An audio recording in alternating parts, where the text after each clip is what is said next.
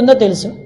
మనం ఎంత దారుణమైన సిచ్యువేషన్ అంటే, అరే గంజాయి ఈ రోజు వరకు నిర్మూలన చేయడానికి 5 సంవత్సరాల కాలంలో కనీసం ఒక రివ్యూ కూడా పెట్టలేదంటేనే విచ్చలవిడితనం ఎక్కడ పెరిగిందో మనకు అర్థమవుతుంది. ఆఖరికి వైఎస్ఆర్సీపీ నాయకులు కూడా గంజాయిలు అమ్ముకోవడంలోని గంజాయి వ్యాపారంలోని ఇన్వాల్వ్ అయిపోయారు కాబట్టి వాళ్ళు అసలు దీని మీద కనీసం దృష్టి పెట్టలే. ఏమండి, చింతపల్లి నుంచి జీమాడుగల్ నుంచి అటువైపు నుంచి అదేవిధంగా మనకు ఒడిశా నుంచి ఇలాంటి మల్టిపుల్ ప్లేసెస్ నుంచి మనకి గంజాయి సరఫరా అవుతుంది. మనకి ఎన్ని చెక్ పోస్టులు ఉన్నాయండి అని డిపార్ట్మెంట్ వాళ్ళని అడిగితే 3 చెక్ పోస్టులు ఉన్నాయని చెప్పారు.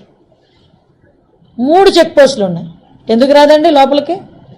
మనకి వైజాగ్కి ట్రాన్స్పోర్టేషన్ ఎక్కువ, ఇటు ట్రైన్స్ కానీ ఇటు ఫ్లైట్స్ కానీ రోడ్ ఫెసిలిటీస్ ద్వారా వ్యాన్లు మిగతా అన్ని దాంట్లో ఈవెన్ 2 వీలర్ ఆఖరికి అమెజాన్లో కూడా పెట్టుకొని అమ్మేసుకుంటున్నాడు అండి డ్రగ్స్ని. కర్రీ లీవ్స్ అని పేరు చెప్పుకొని అమ్మేసే పరిస్థితి కనిపిస్తూ ఉంది. నిజంగా ఇది మనం చాలా సీరియస్గా తీసుకోవాల్సిన issue.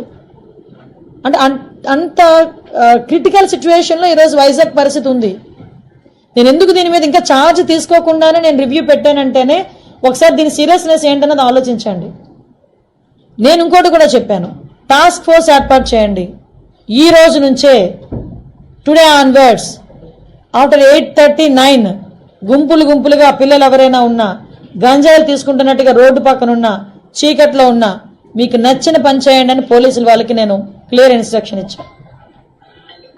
At the same time ఈరోజు కొంచెం మరీ ఇంకోటి విషయం ఏంటంటే స్మెల్ డిటెక్ట్ చేయాలి.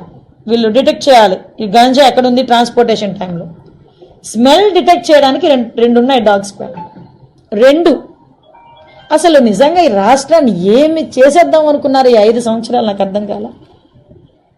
2 డాగ్సా? కనీసం వాళ్ళకి ఇంకొకటి ఏంటంటే పోలీసులు చెప్తా ఉంటే బాధ అనిపించింది, సీజ్ చేసిన వెహికల్స్ని వేర్ హౌస్ అనేది కూడా లేదు ఈ రోజు వరకు.